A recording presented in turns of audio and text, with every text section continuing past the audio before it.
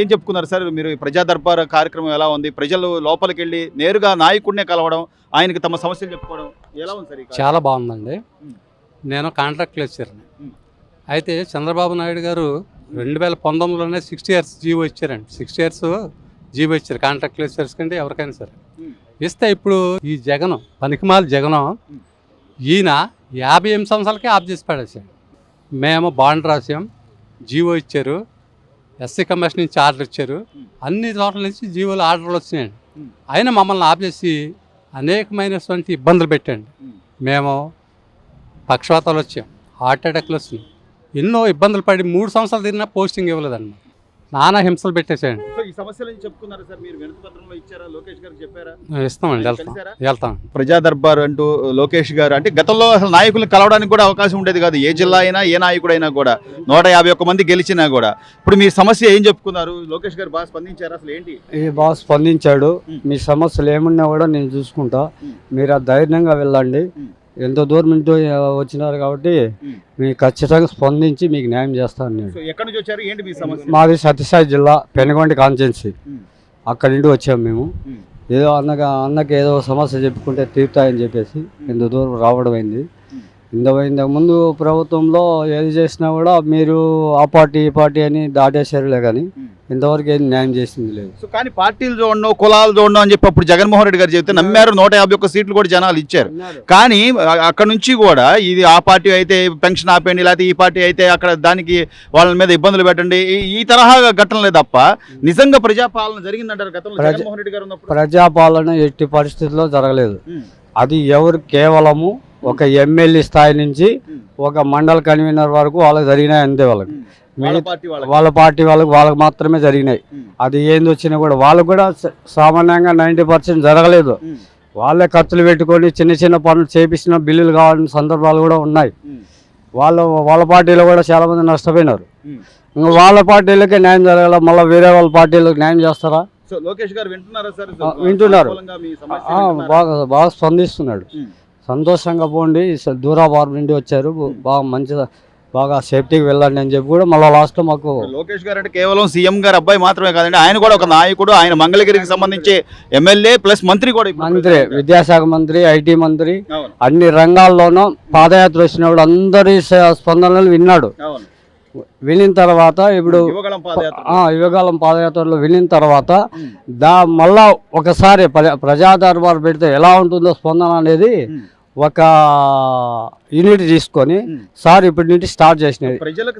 సేవ చేసే నాయకుడు, అందుబాటులో ఉండేవాడు నాయకుడు. ఎవరు ఆ నాయకుడు కూడా మన నారా లోకేష్ గారు కూడా చేస్తాడని మాకు ధైర్యం ఉంది.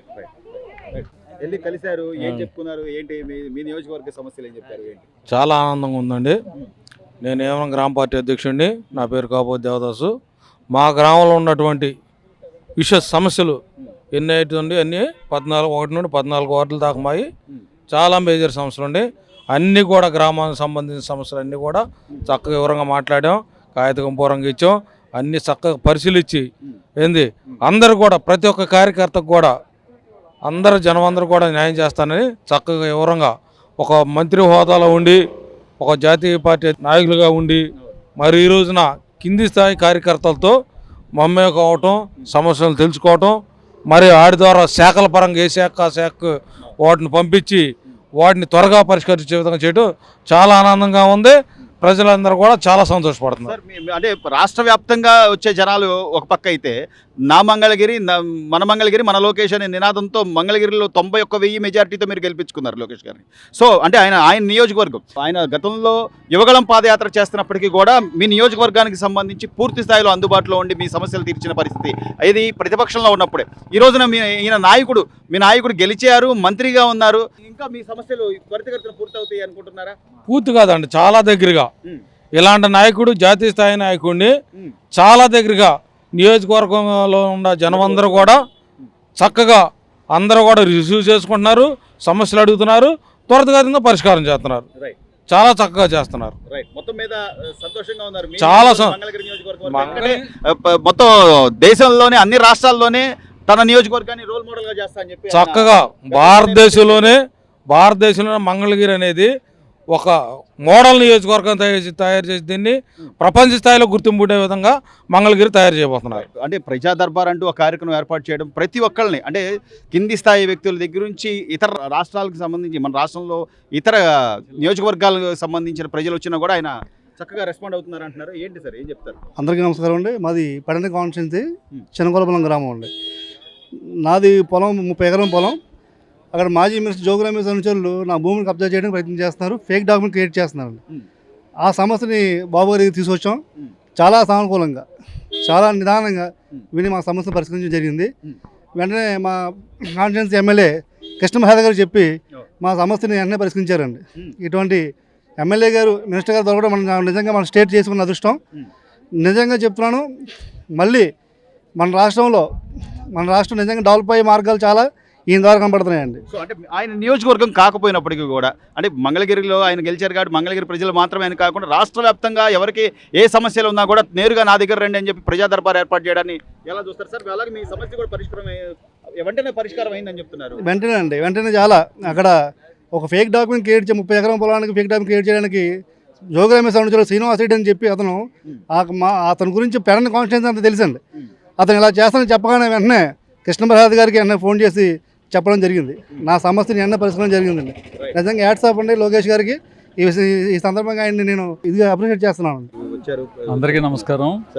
ప్రత్యేకించి నేను వచ్చింది ఏంటంటే మాది ఈస్ట్ గోదావరి అంటే కొన్ని కోనసీమలో రాజుల కాన్స్టిట్యున్సీ మోరి గ్రామంలో మాది చంద్రబాబు నాయుడు గారు 2016-29 డిసెంబర్ నెలలో వచ్చి స్మార్ట్ విలేజ్గా డిక్లేర్ చేశారు.